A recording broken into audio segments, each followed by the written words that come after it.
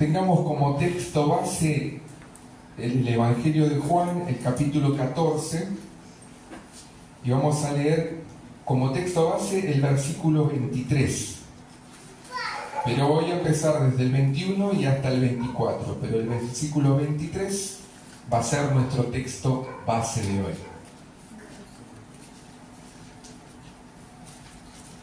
Si todos lo tienen, leemos, amén. Desde el 21 dice: el que tiene mis mandamientos y los guarda, ese es el que me ama. Y el que me ama será amado por mi Padre, y yo le amaré y me manifestaré a él. Le dijo Judas, no el Iscariote: Señor, ¿cómo es que te manifestarás a nosotros y no al mundo? Y fíjense lo que dice Jesús. Respondió Jesús y le dijo: el que me ama, mi palabra guardará. Amén. Y mi Padre le amará, y vendremos a él y haremos morada con él. El que no me ama no guarda mis palabras, y la palabra que habéis oído no es mía, sino del Padre que me envió. Fíjense, hay tres palabras que quiero que nos queden a lo largo de toda esta meditación, que están en el versículo 23. El que me ama, mi palabra guardará, y mi Padre le amará, y vendremos a él y haremos morada con él. Así que quiero que nos queden estas tres palabras: amar, guardar, morar. Amén. Muchas veces nosotros decimos: Dios te ama. ¿Escucharon eso? Sí. Dios te ama. Y se lo decimos muchas veces a personas que no conocen a Dios. Ahora yo les hago una pregunta.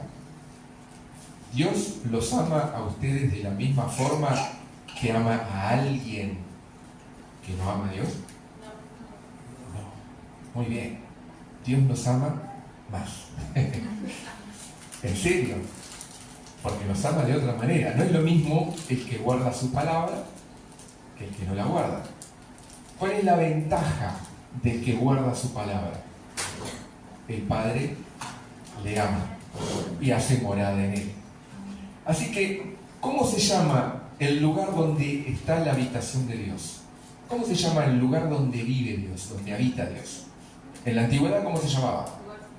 Lugar santísimo. ¿Y eso dónde estaba? Dentro del templo. ¿Se acuerdan que cuando empezó el pueblo de Israel en su peregrinación no tenía templo? Iban llevando el tabernáculo, toda la tienda, de un lado para otro, hasta que se establecieron, y David tuvo en su corazón construir un templo, pero él no lo pudo hacer, sino que lo hizo su hijo Salomón. Y él construye el templo con la misma disposición que tenía el tabernáculo, el santuario, que estaba en tiendas. Ahora, cada edificio nosotros lo reconocemos por su fachada, ¿bien? Y sabemos que cada edificio tiene un uso particular. Si nosotros vamos a un lugar que dice, no sé, un banco, sabemos que ahí no vive gente. Si vamos a una municipalidad o si vamos a un hospital, sabemos que cada lugar va a tener su particularidad. Ahora, la habitación de Dios también tiene su particularidad. Como estuvieron meditando, tenía un atrio que corresponde al espacio exterior, o sea, la parte que nosotros vemos de un edificio. Un lugar santo, más íntimo, y el lugar santísimo, donde ya estaba la presencia de Dios y donde el sacerdote, el sumo sacerdote, entraba una vez al año. Ahora yo viendo que estuvieron meditando en el paralelo que hay en nuestro cuerpo, en nuestra alma y en nuestro espíritu, ¿no? Con el atrio, el lugar santo y el lugar santísimo. Y es un lugar, como todo edificio, que debe tener su cuidado y su mantenimiento.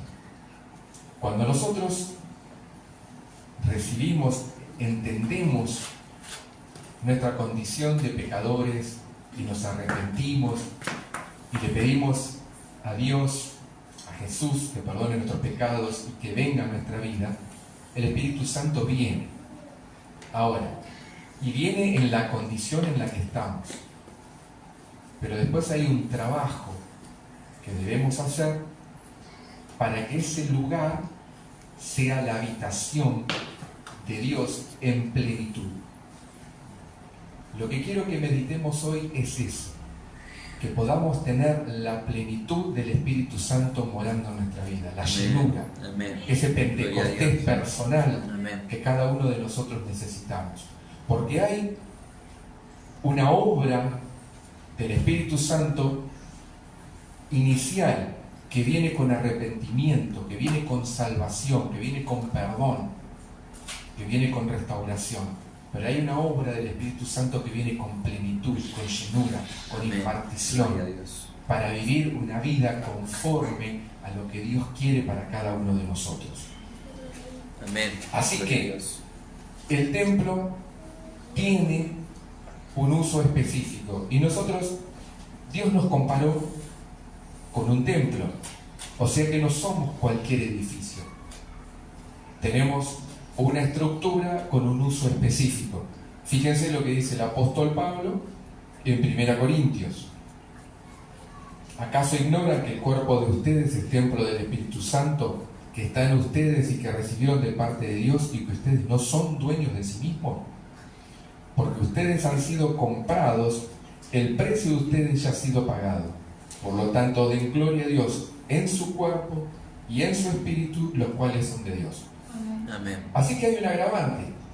Más allá de que tenemos un destino específico para nosotros, para nuestro cuerpo, para nuestra habitación, de Yapa nos dice que no somos nuestros, que ni siquiera somos dueños de nosotros, fuimos comprados por precio. Así que no podemos hacer lo que queremos.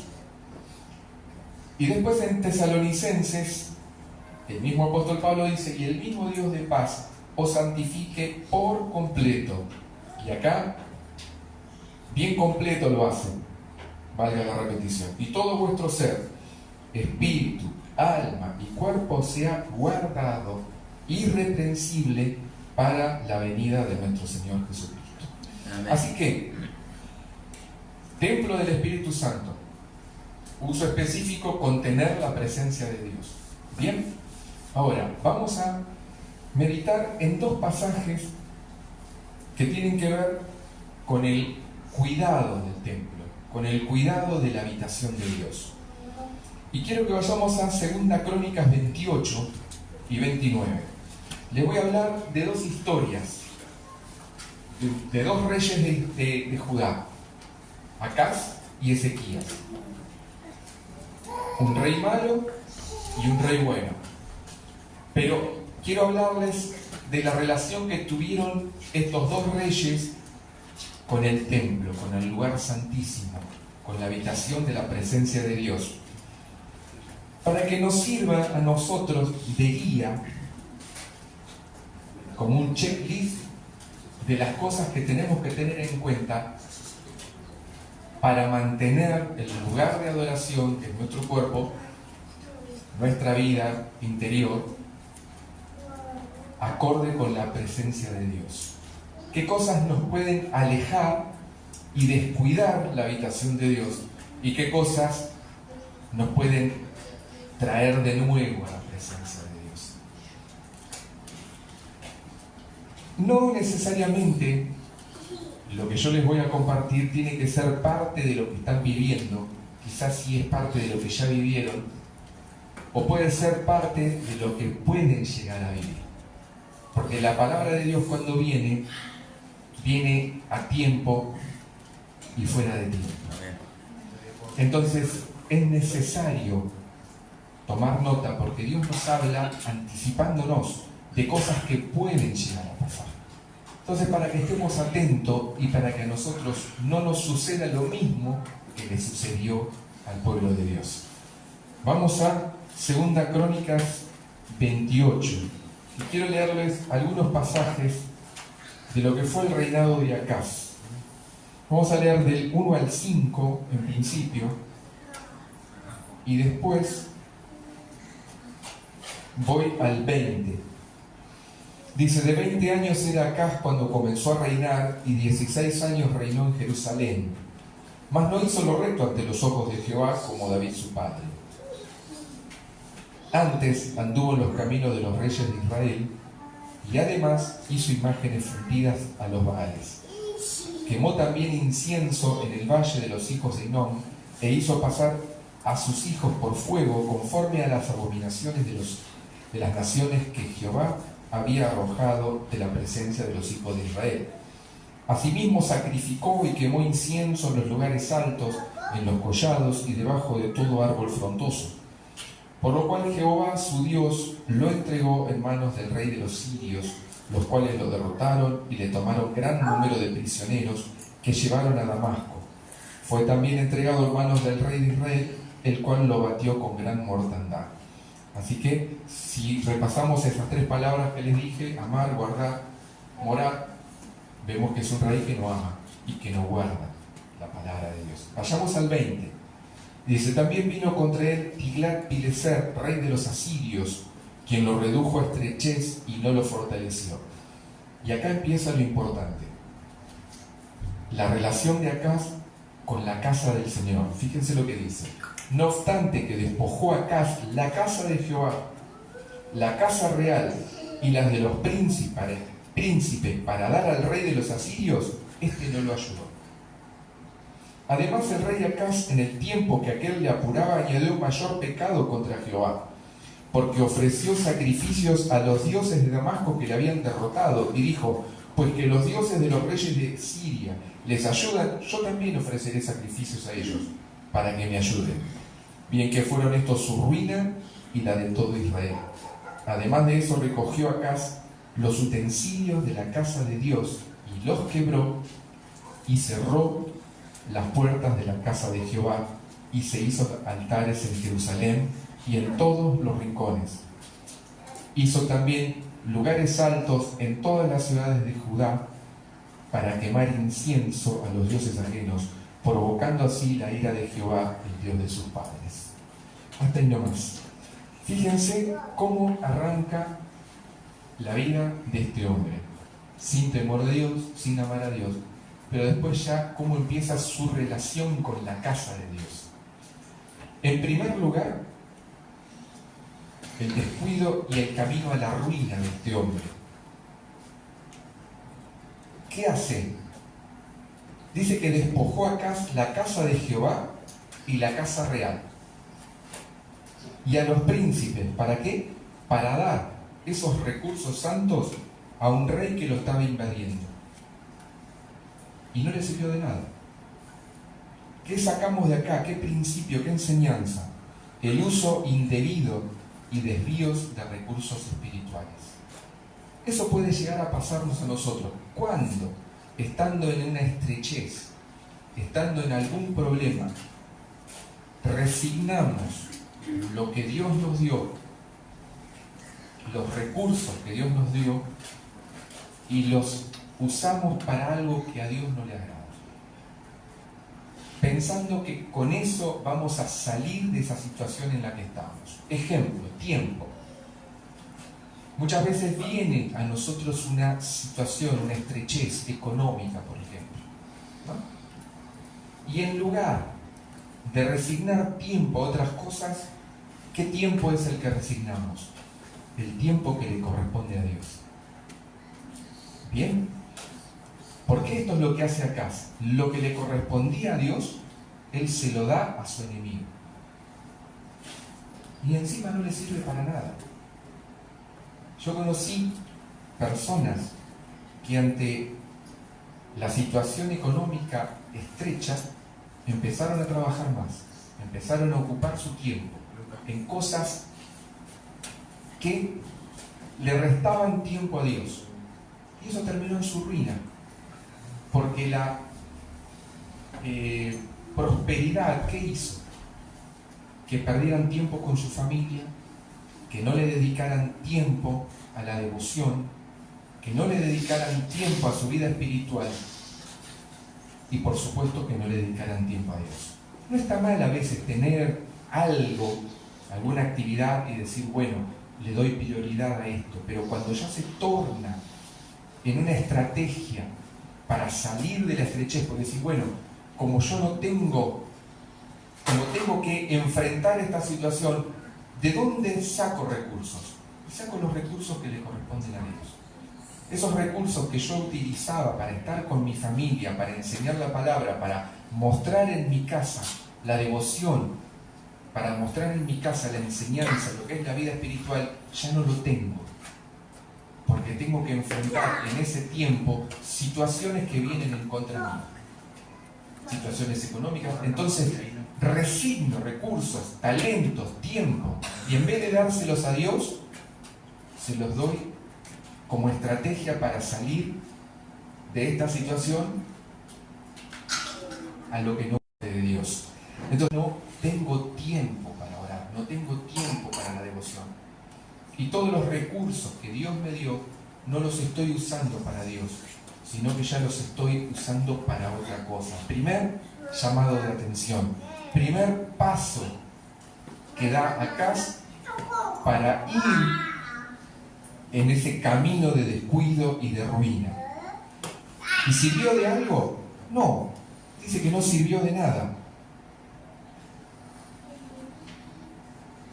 Puede ser que también nuestro tiempo lo desechemos, lo malgastemos o no lo usemos ni siquiera para algo que sirva. Y después, en el momento de estrechez, volvemos a la presencia de Dios y está bien. Peor sería que sigamos en un camino de ruina. Porque llegamos a este punto y podemos decir, bueno, llegué a este punto y no me sirvió y me vuelvo a Dios. Pero acá no hace eso. Acá continúa. ¿Qué dice? Los dioses de Damasco lo ayudaron. Entonces yo me voy a sacrificar a esos ídolos. Porque Dios no me ayuda, le doy los recursos, no los uso. Entonces, ¿quiénes están ayudándolo a Damasco? A los asirios. Y los están ayudando sus dioses. Entonces, voy a practicar lo mismo que ellos hacen. Entonces, segundo principio, confiar también en ídolos y prácticas paganas porque pareciera que funcionan. Entonces, no nos sirvió el tema de sacar los recursos espirituales. Entonces vemos qué es lo que está funcionando a otro y queremos hacer lo mismo. Prácticas que tienen que ver con el ocultismo, prácticas que tienen que ver, pero funcionan, ¿no? Prácticas que tienen que ver con la prosperidad rápida, pero no es lícita, no es legal. La Biblia dice todo me es lícito, pero no todo me conviene. Pero también tenemos cosas que nos convienen, pero que no son lícitas. Entonces nosotros vemos, pero le funciona. Sí, pero no es de acuerdo a la palabra de Dios. Funciona, sí, pero ¿qué? Terapias alternativas para la sanidad interior, ir a gurúes, no. El tema ¿cuál es? Ir a la presencia de Dios. Lo que le funciona a otro no quiere decir que te va a funcionar a vos, porque tiene que ver con prácticas paganas, tienen que ver con prácticas que no bendicen, sino que te alejan de parte de Dios. Prosperidad. Podemos prosperar de muchas maneras, pero hay una sola manera de prosperar. Es a la manera de Dios. Es como Él quiere que prosperemos, porque la bendición de Dios es la que enriquece y no añade tristeza con ella. Así que segundo principio, no confiar en cosas que a otros les funcionan.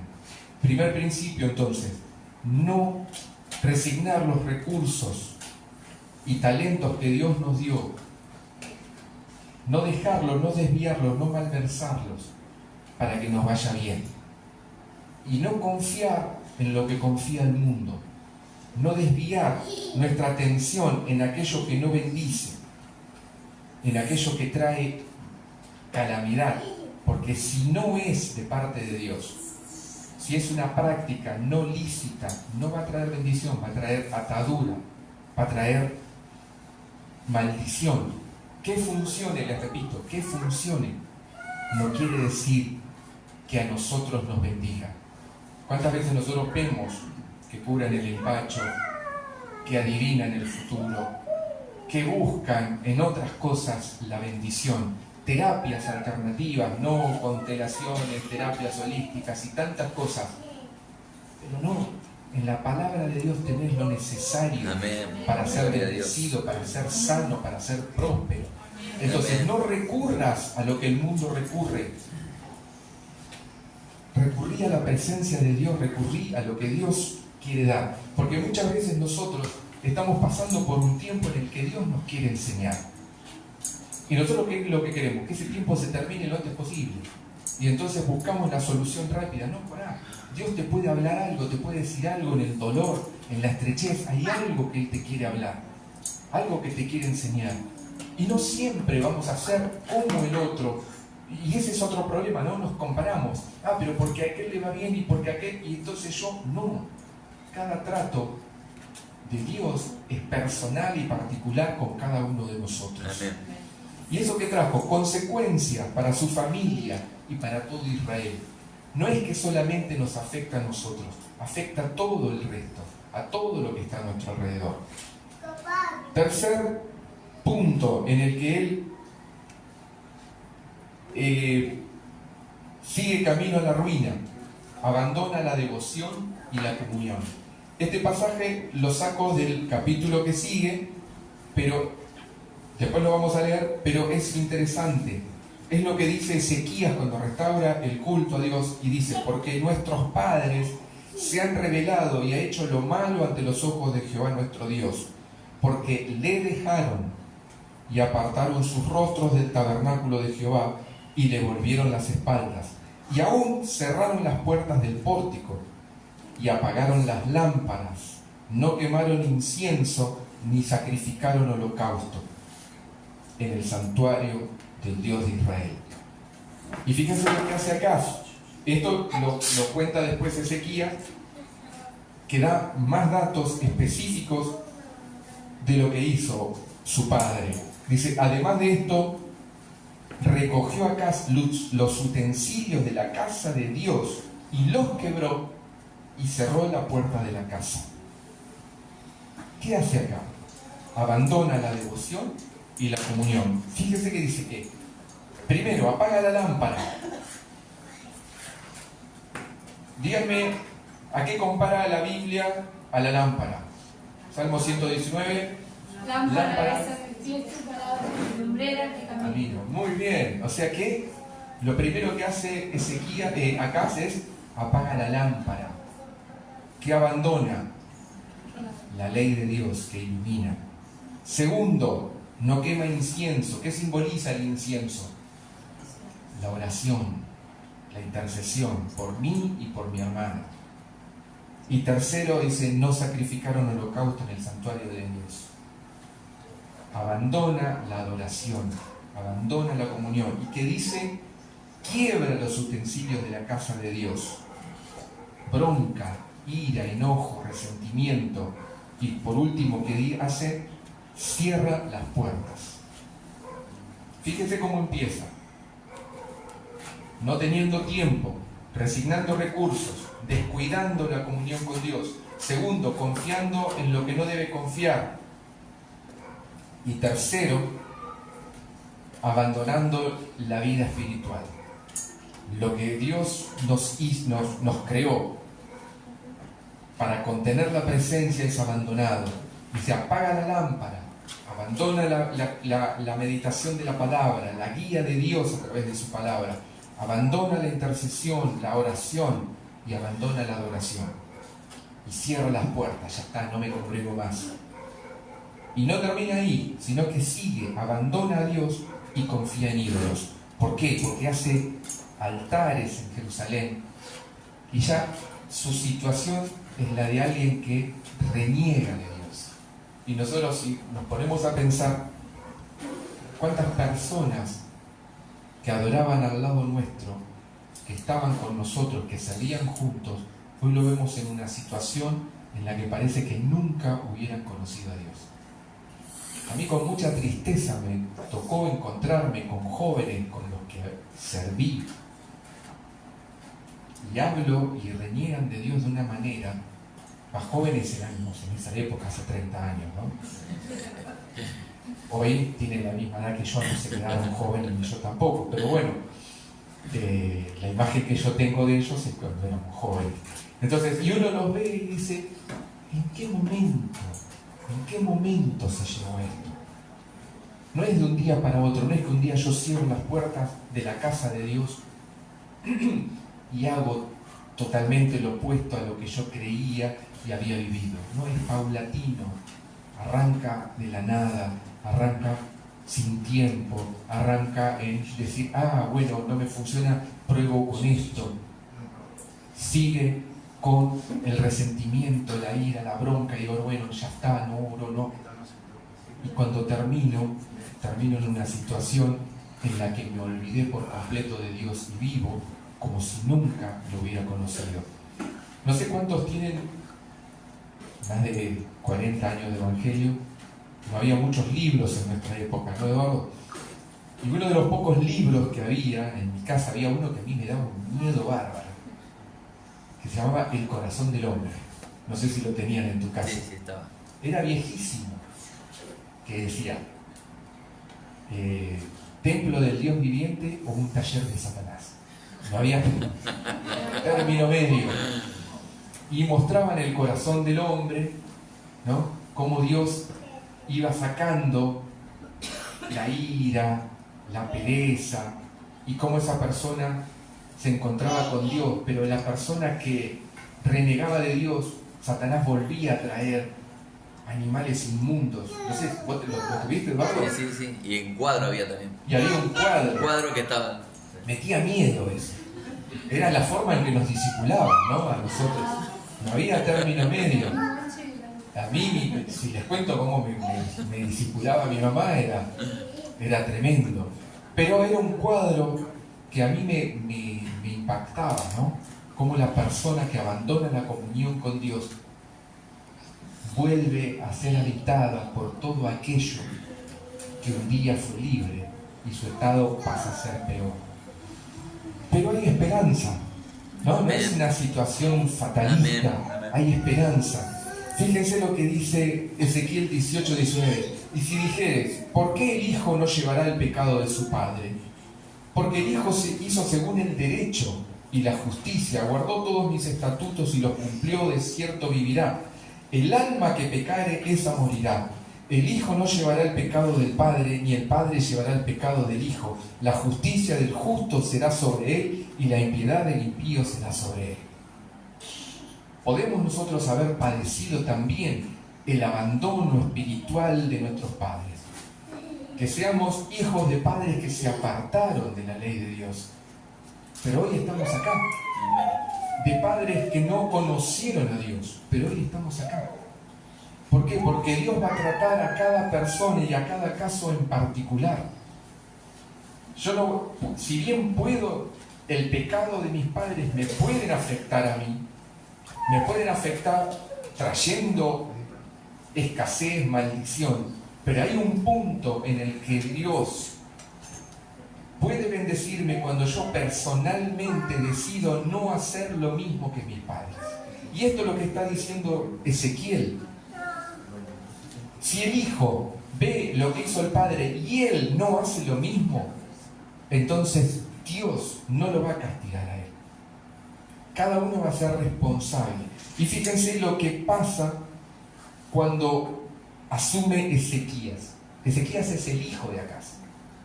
Uno dice, este tipo, Ezequías, un desastre. Hizo lo malo ante los ojos de Dios. ¿Qué podemos esperar de su hijo? Lo mismo. ¿Qué ejemplo tuvo? Mal ejemplo. Pero sin embargo,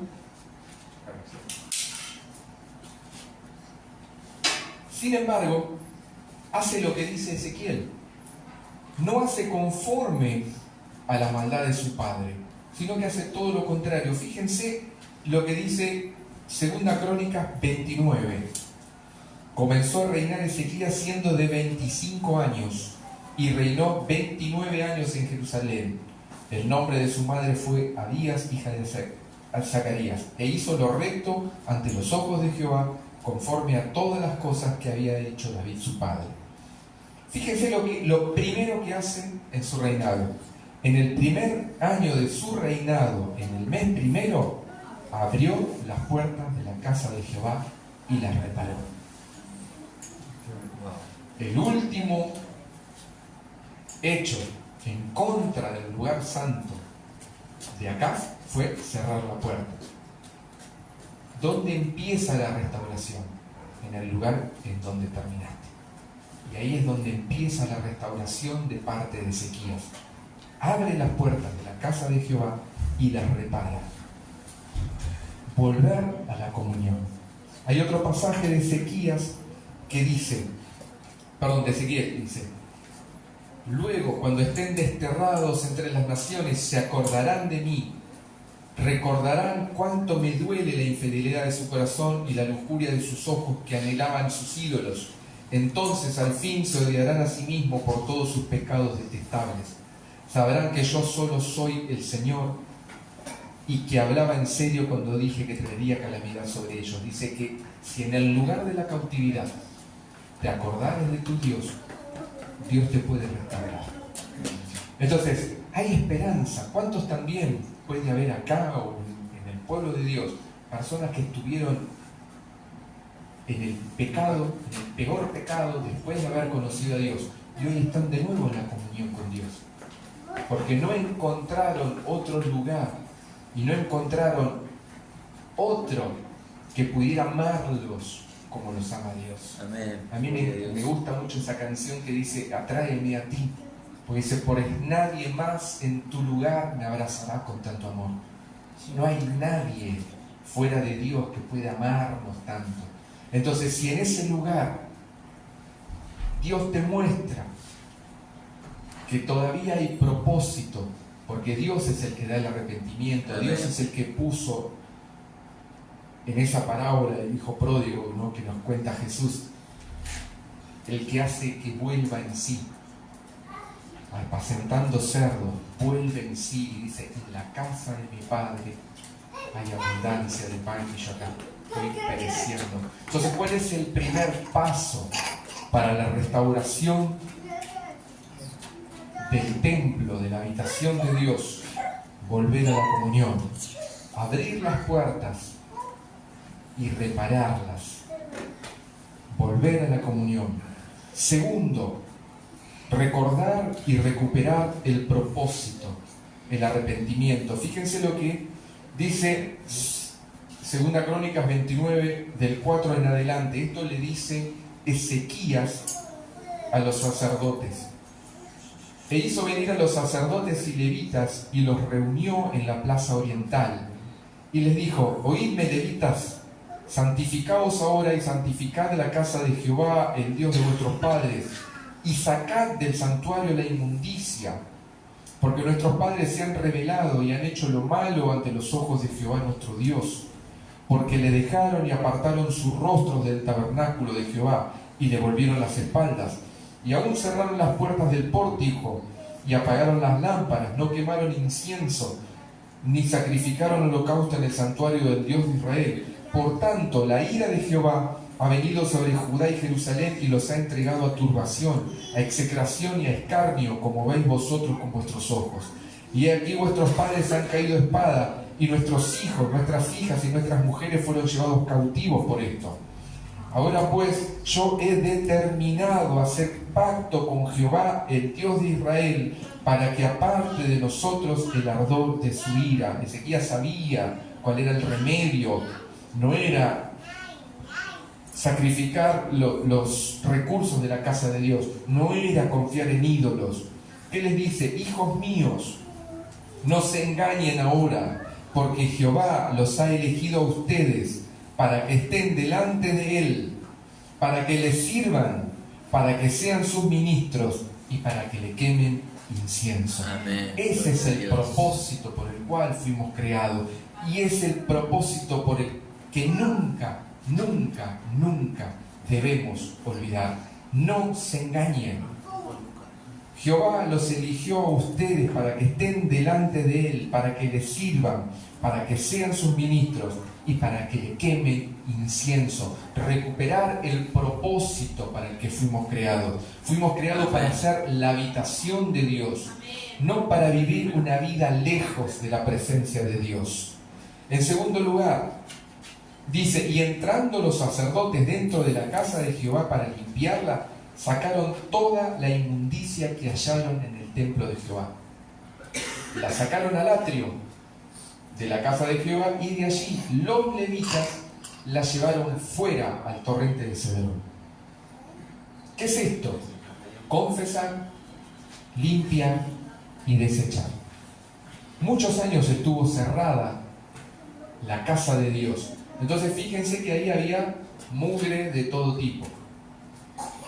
Piensen, ¿no? Acá César, cuando haces un cordero, ¿cuánto hay que tirar? Un montón. Y ahí sacrificaban ¿cuántos corderos por día?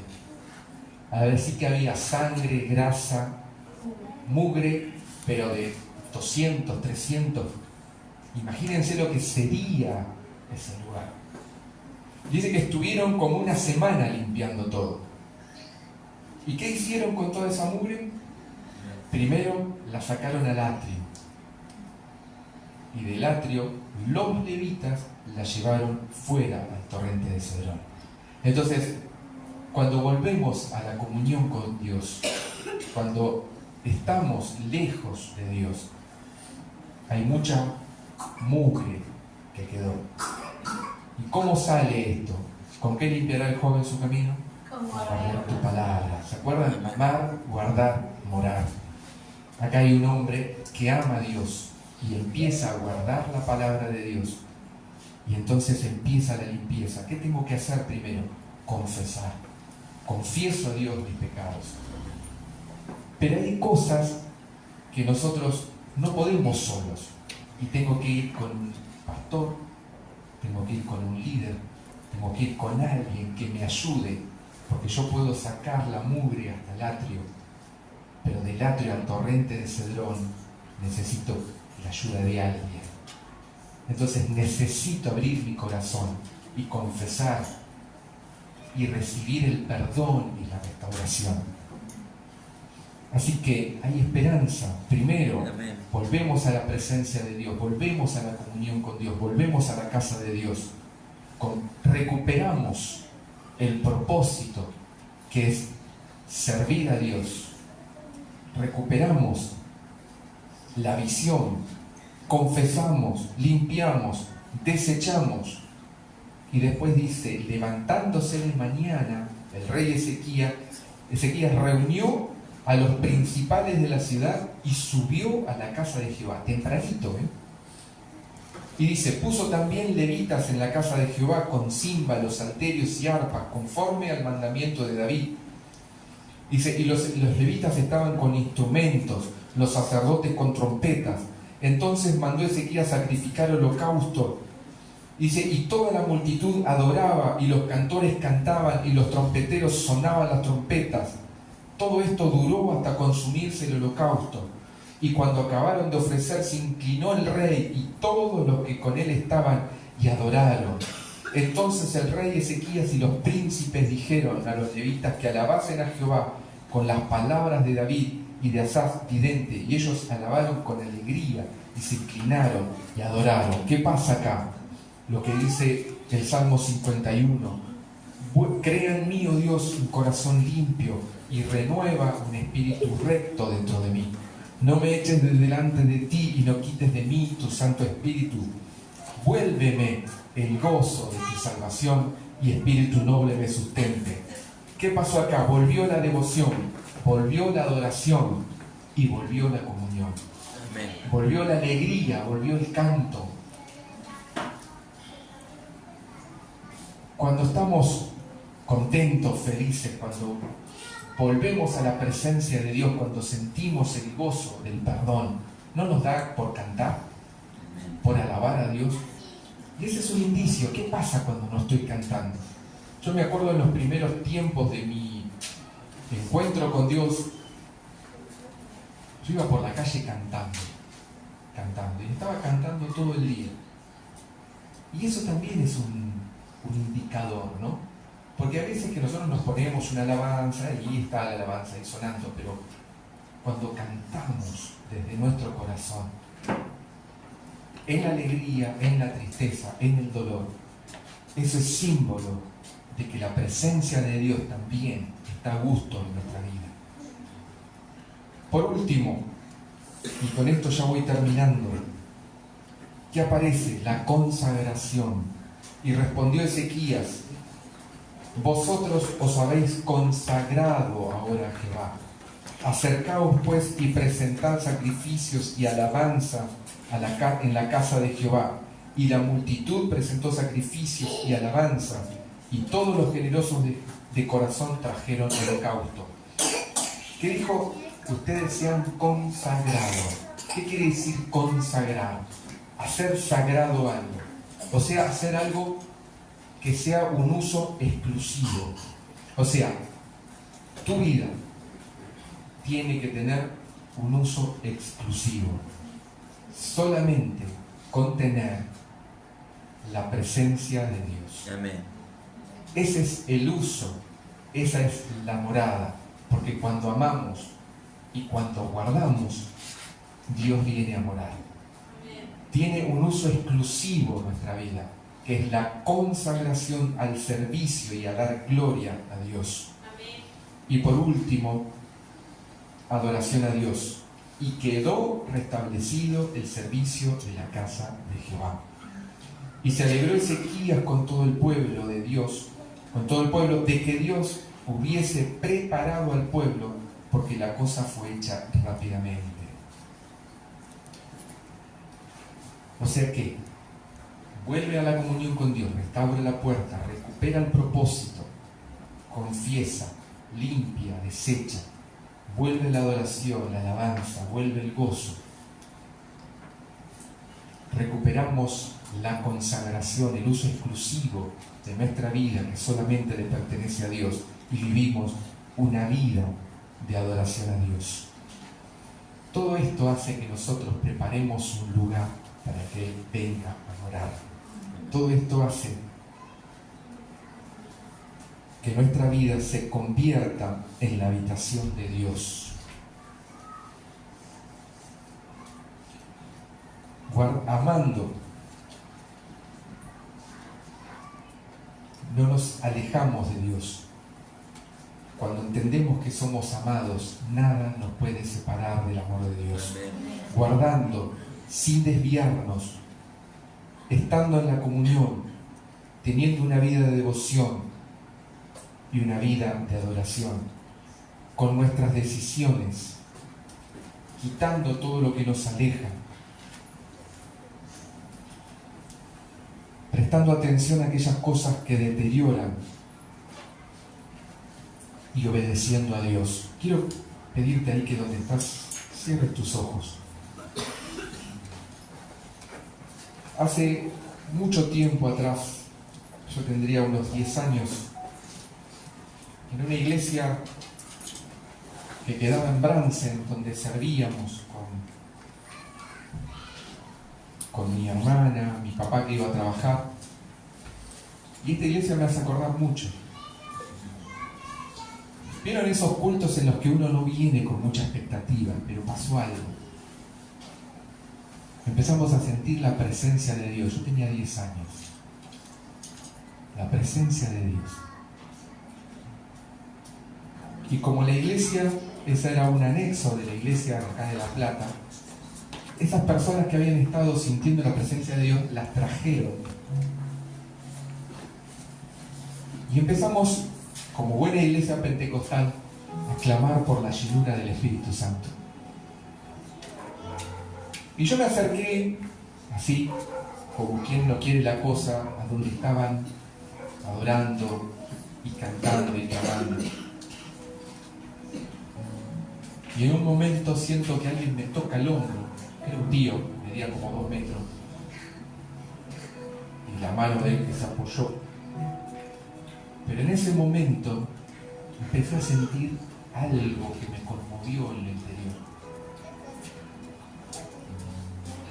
Y fue una experiencia espiritual que me mantuvo. Al otro día siguió y empezó, ¿saben qué? Un avivamiento de la iglesia pentecostés. Empezó un derramamiento del Espíritu Santo, porque hay una obra del Espíritu Santo que trae perdón, que trae salvación, pero hay una obra del Espíritu Santo que trae plenitud, que trae llenura. Y recibiréis poder cuando venga sobre vosotros el Espíritu Santo y me seréis testigos Yo quiero que en esta mañana la presencia de Dios te llene. Quizá viniste así como quien no quiere la cosa. Pero si Dios te estuvo hablando en esta mañana, yo creo que estuviste preparando un lugar, que estuviste haciendo un chequeo en tu vida, que estuviste viendo si había cosas que había que sacar al atrio y después al torrente, si había algo que estorba la presencia de Dios, si estuviste resignando los recursos que Dios te dio, porque Dios quiere habitar en tu vida en plenitud. Dios te quiere exclusivamente para Él, porque te creó, te diseñó para ser la morada, el templo del Espíritu Santo. Solo la presencia de Dios tiene que habitar. Ahí donde estás, empezá a clamar, empezá a pedirle: Señor, Señor, yo necesito la plenitud, la llenura del Espíritu Santo. Yo quiero un Pentecostés personal. Quiero ser bautizado con el Espíritu Santo. Quiero recibir dones. Quiero ser capacitado. Espíritu de Dios, Espíritu de Dios, sopla sobre este lugar. Sopla sobre este lugar. Mira esos corazones que estuvieron preparando la habitación para la llenura y la plenitud. Ahora, llena, Señor. Llena, Señor, llena ahora. En el nombre de Jesús. En el nombre de Jesús, presencia de Dios que rompe estructuras, que rompe fortalezas mentales. Argumentos se caen ahora. Y te puedo asegurar que el que tiene una experiencia no está a merced del que solo tiene un argumento. Y yo quiero que te lleves hoy una experiencia con la persona del Espíritu Santo que quiere habitar en plenitud en tu corazón. Ahora, Espíritu de Dios, quema toda inmundicia, limpia. Palabra de Dios que limpia, palabra de Dios que renueva, unción de Dios que sana, que vivifica, que inunda. Ahora, más, Señor, más en cada corazón. Plenitud de Dios. Para siempre encontré mi